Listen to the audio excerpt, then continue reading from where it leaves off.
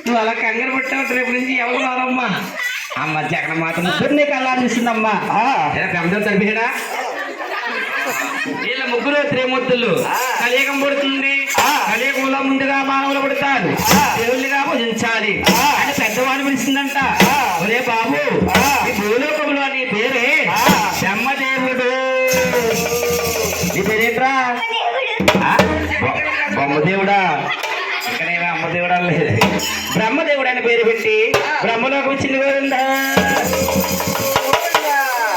అలా కూర్చో కూర్చోలు కూర్చో ఈ రెండో అని పిలుస్తుంది అదే బాబు నీ పేరు ఈ భూలోకంలో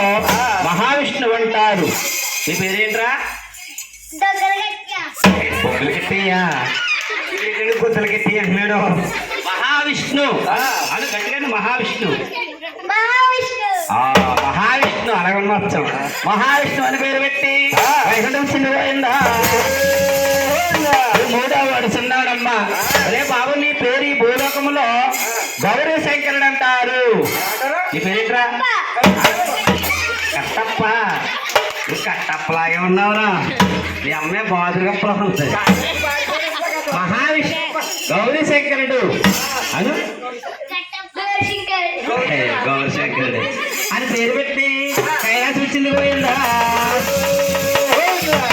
రాజ్యాలు పంచిపెట్టిన తల్లి ఎవరే రాజాలు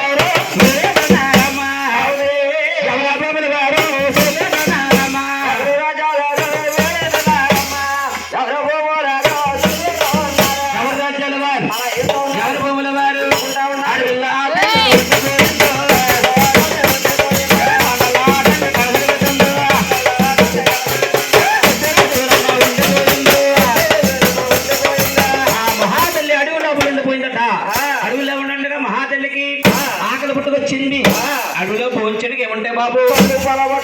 పళ్ళు పళ్ళు వృక్షాలు ఉంటాయి ఎన్ని పళ్ళు తింటున్నా కానీ మహాతల్లి ఆకలి బాధ ఆగుతలేదు ఈ ఆకలి ఎలా తీర్చుకోను దివ్య దిశలు తీస్తున్నట కొన్ని కొన్ని కారణాల చేత అడవిలో వృక్షం పుట్టింది వృక్షానికి పంట జన్మించింది ఆ పళ్ళని చూస్తున్న తల్లి అలా అభివృద్ధింది గోవిందా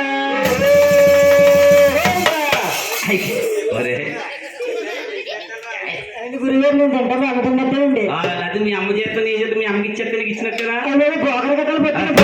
డ్వాక్రా కదా డ్వాక్రా ఎంతెట్టి 3200 అండి 200 ఎందుకు పొద్దు బాగానే పొదుపు చేస్తున్నాం ఆయన ముగ్గురిని కల్లాల్సి ఉన్నమ్మ పండుగ భోజనం చేయగానే ఆ తల్లికి ఏం పుట్టాయ్యా అప్పుడే పుట్టాయి